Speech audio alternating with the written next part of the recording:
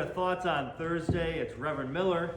And Stuart Holmes. We have our masks on today as COVID seems to be spiking in the Omicron, and we've had to make some new choices for church. We're requiring masks now. They were highly recommended. Now it's going to be mandatory for in worship in any of our buildings, just to keep everyone safe and just try to do our best to not spread. And so we're wearing our masks today just to remind us of that. And we'll let everyone know through email that if changes happen. But we're hoping too that we'll see everyone in person or virtually. We've had a few snafus in virtual worship as we try to be fancy and go live. This coming Sunday, what we're going to do is we're going to go back to recording and then posting afterwards until we really, Stuart and I need to expand our knowledge. We stretched ourselves a little bit, but we'll get there. Now, for many of you, you might have already packed up your tree. Every ounce of Christmas is gone. No more Christmas music. You're moving on because Christmas is done. Well, today, this Thursday, right now, is Epiphany, when we celebrate the coming of the Magi. But really what we're celebrating is the light of Christ coming into the world. Really God's splendor and glory being revealed to us. That's what Epiphany is all about. It's a season of several Sundays. And this Sunday we will celebrate our Epiphany Sunday. It's interesting, at least in the United States nowadays, we move Christmas to right after Thanksgiving, do all the Christmas stuff. But for many cultures, Christmas doesn't start until Christmas Eve.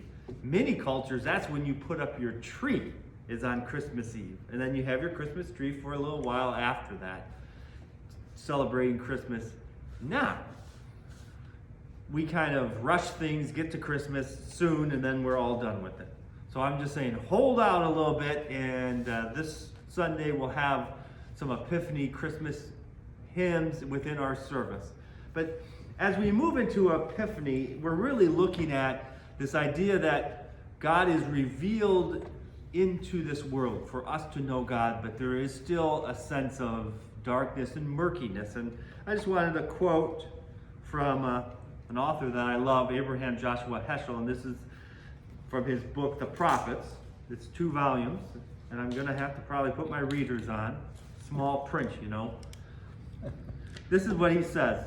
God is invisible, distant, dwelling in darkness. His thoughts are not our thoughts. His ways in history are shrouded and perplexing. Prophecy is a moment of unshrouding, an opening of the eyes, a lifting of the curtain. Such moments are rare in history. So the Epiphany, and as we celebrate and think of Epiphany, it is that idea of the unshrouding and revealing of God.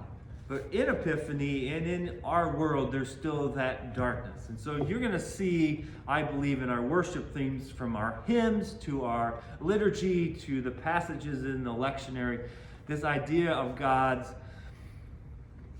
wonder being revealed, but also still the darkness within the world. And that thought that sometimes we just don't understand what God is doing. And this Sunday we'll be looking at perspective, our perspective maybe versus God's perspective.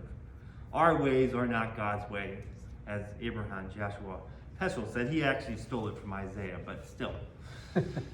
So that's Epiphany. I think you're going to see that within our worship services. You'll also see kind of familiar Epiphany hymns this Sunday, and then really going into hymns that the music, I think, will show the bigness of God, God's splendor, but also the Holy Spirit revealing God's truth to us.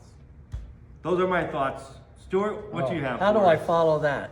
So the music this Sunday is going to be centered on, obviously, Epiphany. The choir is not going to be singing in full force. We're going to reduce it to a quartet this Sunday just to spread out and make it easier for people to be comfortable during the service. The organ music is based on the second hymn that we're going to be singing, O Morning Star, How Fair, How Bright. what a wonderful hymn this is. It's not necessarily a hymn that is easy for congregations because it changes its form in the middle. But Bach has written a magnificent organ postlude on its theme. And I've selected two composers that are doing the opposite end. So the first one is kind of taking off on how one would imagine the star. And it's done all in the upper work of the pipe organ, no big sounds.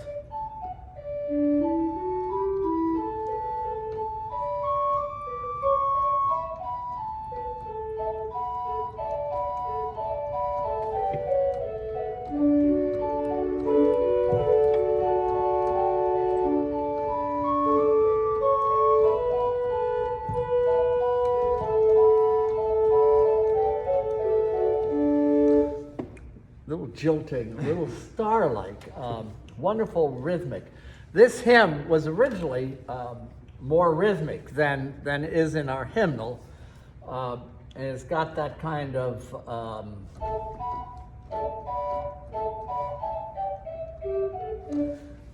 lilting melody. The postlude is the same melody, but it I think more adequately reflects the words of the first end of the first verse in this hymn. It begins, fill me with joy and strength to be thy member, ever joined to thee in love that cannot falter. Toward thee longing doth possess me, turn and bless me. The first verse actually says, fair and glorious, all victorious, rich in blessing, rule and might over all possessing. So it kind of takes in the whole gamut of feeling. Again, we have this postlude, which kind of is certainly rhythmic.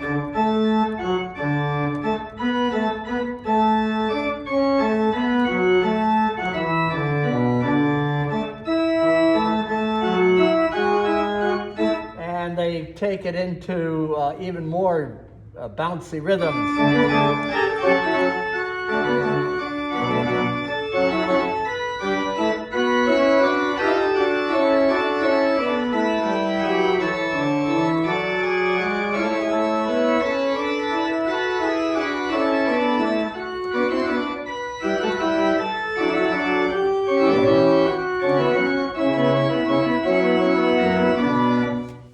For. So fun pieces to play, not necessarily something that I could pull off the shelf and sight read, but I love that hymn. And in fact, I'll tell you, as I told Rob, I said, this is a little bit difficult. Let's sing an easier hymn and I'll just do this. And I retracted that because I love this hymn. And we have sung this as a congregation twice before. This will be our third time, and so we kind of keep track of that. So, and that's why it's in the middle. But it's interesting, as you said, that the hymn changes on you through the middle, and it's interesting as I was saying, we try to have an understanding of God, and God's greatness sometimes seems to change on us because our perspective changes. Not that God has changed, but our perspective has changed. So it's interesting we can see that also within the hymn. And it throws us off sometimes. So we hope to see you on Sunday. Thanks for joining us on Thoughts on Thursday. And stay safe out there. I played the traditional hymn as in our hymnal at the beginning. As we leave this little video, I'm going to play the rhythmic version. All right.